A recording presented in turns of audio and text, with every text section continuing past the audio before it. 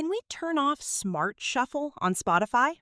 This tutorial will show you what to do in the latest version of the app. First, open Spotify and play any song or playlist. Next, look for the shuffle icon on the Now Playing screen. On some devices, you may not see the Smart Shuffle option. Instead, you might see a message such as "Try 1 month for $0 or another Spotify Premium offer. This happens because Smart Shuffle is a Spotify Premium feature. If you're using the free version of Spotify, Smart Shuffle is not available, so there's nothing you need to turn off. Your account will continue using the standard playback options available to free users. If you don't see Smart Shuffle on your device, make sure your Spotify app is updated to the latest version. Feature availability can differ between accounts, devices, and countries.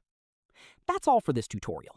If you found this guide helpful, don't forget to like the video and subscribe for more Spotify tips and tutorials.